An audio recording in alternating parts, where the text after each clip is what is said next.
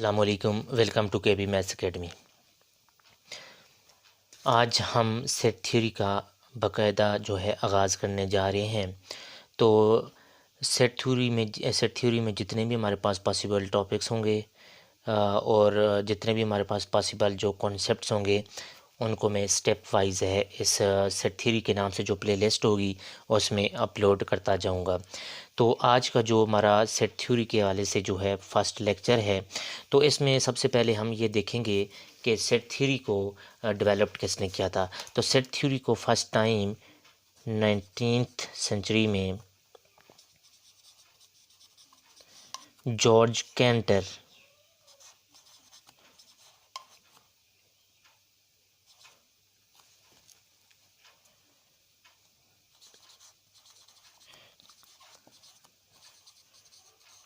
Canter ने develop किया था, जो कि एक जर्मन मैथमेटिशियन था।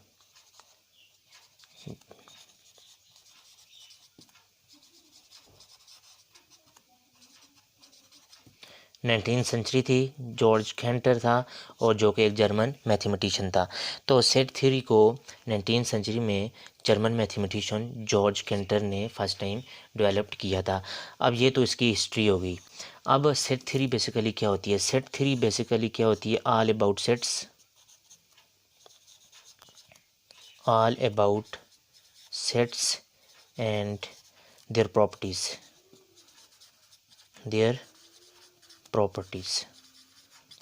तो सेट थ्योरी बेसिकली सेट के बारे में होती है और उसकी जितनी भी प्रॉपर्टीज़ हैं, ऑपरेशंस हैं, एक्सेट्रा, वो सेट थ्योरी होती है। तो सेट थ्योरी का जो इस्तेमाल है वो तकरीबन मैथमेटिक्स की हर ब्रांच में किया जा रहा है। तो अभी हम सबसे पहले पढ़ लेते हैं व्हाट इज़ सेट। सेट की डेफिनेशन मैथमेटिक्स में क्या है, उसकी एक्सप्लेनेशंस क्या हैं, एग्जांपल्स के थ्रू हम उसको समझते हैं। मैथमेटिक्स में सेट क्या होता है? A collection of well defined and distinct objects is called set। तो ये हमारे पास ऑब्जेक्ट्स का वो मजमू होता है जो वेल डिफाइंड और डिस्टिंक्ट हो। अब यहाँ पे वर्ड यूज़ हुआ वेल डिफाइंड और यहाँ पे वर्ड यूज़ हुआ डिस्टिंक्ट। तो सबसे पहले हम वेल डिफाइंड को देख लेते हैं। वेल डिफाइंड, तो वेल डिफाइंड का मतलब ये होता है कि हमारे पास किसी भी सेट की कोई ऐसी प्रॉपर्टी होनी चाहिए जिसको देख के हम ये बता सकें कि कोई एलिमेंट जो है या कोई मेंबर जो है वो सेट का हिस्सा है या नहीं है। पहली बात ये कि हम सेट की प्रॉपर्टी को देख के सेट प्रॉपर्टीज़ को देख के बता सकें कि कोई ऑब्जेक्ट जो है वो सेट का हिस्सा होगा या नहीं होगा। या दूसरी बात ये हो सकती है कि हम ऑब्जेक्ट्स के बारे में हमें ऑब्जेक्ट्स की करैक्टरिस्टिक्स के बारे में हमें इतनी एक्सप्लेनेशंस होनी चाहिए कि हम बता सकें कि वो सेट का हिस्सा होगा या नहीं होगा। अब फॉर एग्जांपल यहाँ पे मैं ले लेता हूँ जी वाटर सेट ले लेता हूँ। अब यहाँ पे मैं बोलूँ जी गिलास और फुटबॉल में से कौन सी चीज़ वाटर सेट का हिस्सा होगी। तो ऑफ कोर्स आप कहेंगे जी गिलास वाटर सेट का हिस्सा होगा, फुटबॉल नहीं होगा। तो आपने ये कैसे बताया? या तो आपको वाटर सेट की प्रॉपर्टीज़ का पता था या उसके ऑब्जेक्ट्स की प्रॉपर्टीज़ का पता था, जिसकी बेस में आपने क्या कर दिया, इन दो ऑब्जेक्ट्स को बता दिया कि वो सेट का हिस्सा हैं या नहीं है। तो इस तरह हमारे पास ये वेल डिफाइंड की एक और भी हमारे पास एक्सप्लेनेशन है, वो आपको मैं आगे जाके बताता हूँ। अब डिस्टिंक्ट का मतलब क्या होता है? डिस्टिंक्ट का मतलब होता है no two elements of a set are identical. मतलब कोई भी एलिमेंट सेट का आइडेंटिकल नहीं होना चाहिए, मीन्स कि सेम नहीं होना चाहिए, उसमें रिपीटिशन नहीं होनी चाहिए। तो हम एग्जांपल के थ्रू इसको समझ लेते हैं। यहाँ पे मैंने एक सेट ले लिया है। सेट का जो नाम देते हैं आप कैपिटल अल्फ़ाबेट्स में से कोई भी दे सकते हैं, और जो एलिमेंट्स होते हैं उनको कर्ली ब्रैकेट्स के अंदर लिखते हैं। ये जो ब्रैकेट्स हैं इनको बोलते हैं कर्ली ब्रैकेट्स या इनको ब्रेसेस पढ़ते हैं। अब इसके जो एलिमेंट्स हैं उनको अलग करने के लिए हम क्या करते हैं? कॉमा का यूज़ करते हैं। अब यहाँ पे देखें ये एक सेट है या नहीं है। ये एक सेट है क्योंकि सबसे पहले ये वेल डिफाइंड नंबर्स हैं। वेल डिफाइंड इसलिए 1 2 3 4, या तो ये ओल नंबर में से हो सकते हैं, उसका कोई सबसेट हो सकता है, या नेचुरल नंबर में से हो सकते हैं, पॉजिटिव इंटीजर्स में से हो सकते हैं या रियल नंबर में से हो सकते हैं, किसी भी में हो सकते हैं, क्योंकि इन सब जो मैंने आपको बताए हैं नंबर्स ये वेल डिफाइंड हैं, इनको डिफाइंड किया गया है, इनकी कुछ ख़ास प्रॉपर्टीज़ हैं। तो वो प्रॉपर्टीज़ आप जाके नंबर्स में जो प्रॉपर्टीज़ हैं वो वहाँ आपको पता होंगी, तो आप इजीली बता सकते हैं वो सेट का हिस्सा है या नहीं है। अब दूसरी बात, इसमें जो है कोई भी जो एलिमेंट है वो रिपीटेड नहीं है, मींस कि यहाँ पे कोई भी एलिमेंट रिपीट नहीं हुआ, मींस के कोई भी दो एलिमेंट्स मतलब आइडेंटिकल नहीं है, तो ये हमारे पास सेट होगा। अब सेट क्या होता है, उसके अंदर जो एलिमेंट्स हैं वेल डिफाइंड हो, मींस के ये 1 2 3 4 जो एलिमेंट्स हैं इनको एलिमेंट्स पढ़ते हैं या मेंबर ऑफ, मींस के ये एलिमेंट्स हैं और इसका जो हर एक एलिमेंट है वो सेट का मेंबर कहलाता है। तो अब यहाँ पे हमने 1 2 3 4 को देख के हमने बताना है कि ये हमारे पास सेट होगा कि नहीं होगा। अब ये वेल डिफाइंड है, ये नेचुरल नंबर में से भी आप कह सकते हैं हो सकते हैं, ये होल नंबर में से भी हो सकते हैं, ये रियल नंबर में से भी आप ले सकते हैं, क्योंकि अब ये हमारे पास क्या है वेल डिफाइंड है, उनका कोई सबसेट हो सकता है। हम कुछ एग्जांपल्स उठा कर देख लेते हैं कि वो हमारे पास सेट होंगी या नहीं होंगी।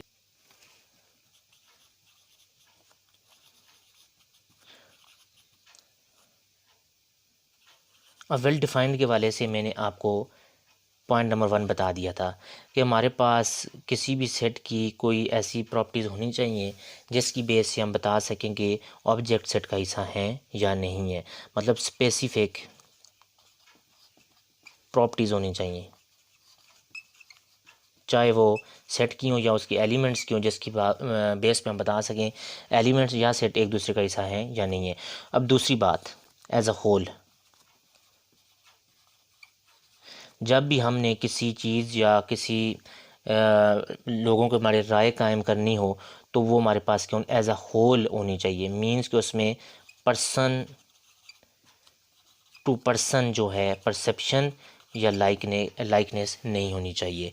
मींस कि जब भी हमने ग्रुप बनाना हो, सेट बनाना हो, तो उसमें हमारे पास जो इम्पोर्टेंट चीज़ ये है कि हमने जो राय लेनी हो वो एज अ होल होनी चाहिए, पर्सन टू पर्सन नहीं होनी चाहिए। ये कैसे हो सकता है कि हम एज अ होल परसेप्शन या हमारे पास ओपिनियन लेने के लिए हम उस चीज़ के ऊपर रिस्ट्रिक्शंस लगा देंगे जिसकी बेस पे हमारे पास सेट हो जाएगा। इसको समझने के लिए हम कुछ एग्जांपल्स ले लेते हैं।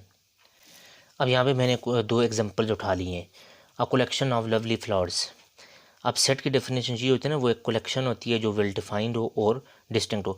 यहाँ पे क्या कलेक्शन ऑफ लवली फ्लावर्स, अब ये सेट है या नहीं है, तो ये सेट नहीं है, क्योंकि इसमें जो लवली वर्ड यूज़ हुआ है वो एक रिलेटिव टर्म है जो पर्सन टू पर्सन वेरी करती है। फॉर एग्जांपल जो लवली फ्लावर्स का जो मेयार है एक शख्स के नज़दीक कुछ और हो, दूसरे शख्स के नज़दीक कुछ और हो। मींस के कोई एक बंदा या एक आदमी फ्लावर्स लवली फ्लावर्स की जो है उसकी नज़दीक जो है डेफिनेशन कुछ और हो, दूसरे के नज़दीक कुछ और हो। मींस के फॉर एग्ज़ाम्पल के एक बंदा जो लवली फ्लावर समझ रहा हो जी रेड रोज़ को, दूसरा जो समझ रहा हो जी वो नहीं जी वो येलो रोज़ है कोई। इसी तरह हमारे पास यहाँ पे राय है या लाइक और जो डिसलाइक है वो एज अ होल नहीं है, एज अ होल नहीं है। मींस कि यहाँ पे हमने कोई रिस्ट्रिक्शंस नहीं लगाई कि जिससे हम बता सकें कि वो सेट होगा या नहीं होगा। मज़ीद के मैंने आपको पहले बताया वेल डिफाइन का मतलब ये होता है कि जब भी आपने कोई राय कायम करनी हो तो हमें उसके ऊपर कुछ रिस्ट्रिक्शंस लगानी ताकि हमारे पास जो राय है वो एज अ होल हो जानी चाहिए। तो हमारे पास एग्जांपल 2 देख लें, a collection of yellow flowers. अब यहाँ पे देखिए हमने रिस्ट्रिक्शन लगा दी है, मींस कि हमने वो कलेक्शन लेनी है जो कौन से फ्लावर्स की होंगी, येलो फ्लावर्स की होंगी। तो अब ये हमारे पास सेट होगा, क्योंकि अब सेट के अंदर जितने भी फ्लावर्स होंगे वो येलो ही होंगे। मींस कि इसमें एज अ होल हमने इस वेल डिफाइंड को लेने के लिए हमने एज अ होल लेने के लिए हमने इसके ऊपर रिस्ट्रिक्शन लगा दी है, कुछ बाउंड्रीज़ मुकर्रर कर दी हैं कि हमारे पास जो फ्लावर्स होंगे वो येलो ही होंगे। तो यहाँ पे आपने इस एग्जांपल से एक बात सीख ली है कि जब भी हमने किसी के बारे में राय कायम करनी हो या किसी के बारे में हमने एक सजेशंस वगैरह देनी हो तो हमने क्या करना है एज अ होल जो है जो राय लेनी है, मींस के पर्सन टू पर्सन हमने राय नहीं लेनी। फॉर एग्जांपल मैं क्या देता हूँ जी, the genius boys of the class. अब genius boys of a class जो है वो सेट नहीं होगा, क्योंकि हो सकता है कि टीचर्स की नज़र में जो जीनियस की डेफिनेशन है वो अलग अलग हो। फॉर एग्जांपल टीचर ए की नज़र में एक बच्चा जीनियस हो, दूसरे की नज़र में कोई दूसरा हो, तो हम कह सकते हैं कि हाँ अलबत्ता हम अगर वर्ड जीनियस के लिए कुछ बाउंड्रीज़ या कुछ हम क्या कर लें, रिस्ट्रिक्शंस लगा लें कि मतलब जीनियस कैटेगरी में ये बच्चे आएंगे तो वो हमारे पास सेट हो सकता है। तो ये वेल डिफ़ाइन की हमारे पास एक एग्जांपल थी जिसको मैंने आपको। अब कुछ और एग्जांपल्स लेते हैं जिसकी मदद से हम अपना सेट के बारे में कंसेप्ट थोड़ा सा पुख्ता कर लेते हैं। अब यहाँ पे मैंने सेट की कुछ एग्जांपल्स उठा ली हैं, देखते हैं ये सेट कैसे होंगे। सेट कैसे होगा, the set of hockey players of your school. अब ये सेट है, बिल्कुल है, क्योंकि हमने स्कूल में से सिर्फ हमने रिस्ट्रिक्शंस लगा दी हैं।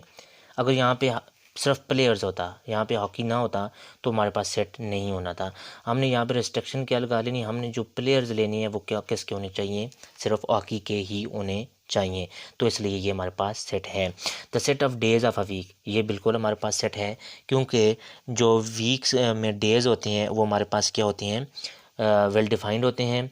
और हमारे वेल डिफाइंड मीन इसलिए कि हमें पता होना चाहिए कौन सा जो डे है किसके बाद आता है या किससे पहले आता है, और इसमें सेट में कोई भी हमारे पास रिपीटिशन नहीं है, मतलब हर जो डे है वो एक ही है, संडे संडे ही है, वीक में कोई दूसरा संडे नहीं आना। अब वीक में एक ही मंडे आना है, दूसरा मंडे नहीं आना, तो इसी हमारे पास वेल डिफाइंड है। अब ये देख लें, the set of whole numbers less than 10। अब यहाँ पे हमने रिस्ट्रिक्शन लगा लिए, कौन से नंबर होल नंबर्स हैं जो क्या होने चाहिए। अब होल नंबर का सेट है, रिस्ट्रिक्शंस हमने लगा दिए हैं लेस देन 10। अब लेस देन 10 हमारे पास जो है वो रिस्ट्रिक्शंस लगा दी हैं, मीन्स कि हमारे पास 9 8 7 6 5 4 3 2 1 0। अब ये हमारे पास क्या है, सेट है। वेल डिफाइंड इसलिए कि हमने होल नंबर का जिक्र कर दिया, साथ हमने कोई रिस्ट्रिक्शन लगा ली। The set of boys of class 6 of your school, ये भी हमारे पास सेट होगा, क्योंकि हमने जो बॉयज़ लेने हैं वो क्लास 6 में से ही लेने हैं, ओवरऑल लेने हैं, यहाँ पे रिस्ट्रिक्शन लगी हुई है, तो हमारे पास ये वेल डिफाइंड हो जाएगा। तो ये हमारे पास ओवरऑल सारे क्या हैं, सेट्स हैं। एग्जाम्पल्स हैं जो देख लेते हैं। अब यहाँ पे एग्जाम्पल देखें, ये देखें, a set of interesting books, तो ये हमारे पास सेट नहीं है, क्योंकि यहाँ पे फिक्स स्टैंडर्ड कोई नहीं है कि हमारे पास कौन सी इंटरेस्टिंग बुक।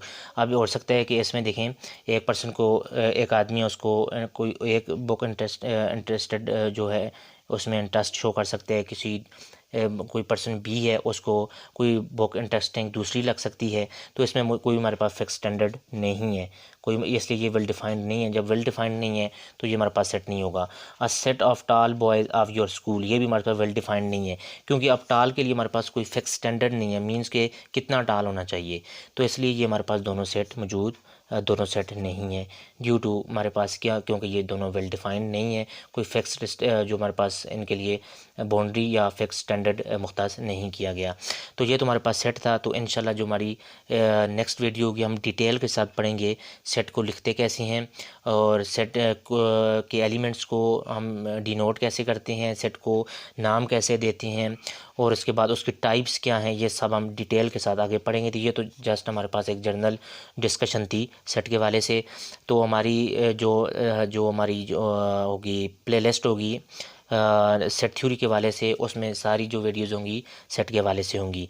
तो हमारी जब भी कोई नई वीडियो आएगी तो उसके लिए आप क्या करें कि हमारे चैनल को सब्सक्राइब करें, और साथ ही जो बेल आइकन है उसको क्लिक कर दें, ताकि हमारी जब भी कोई नई वीडियो आए तो उसका नोटिफिकेशन सबसे पहले आपको मिले। तो अपना बहुत सा ख्याल रखिए। फ़ी ईमानिल्लाह।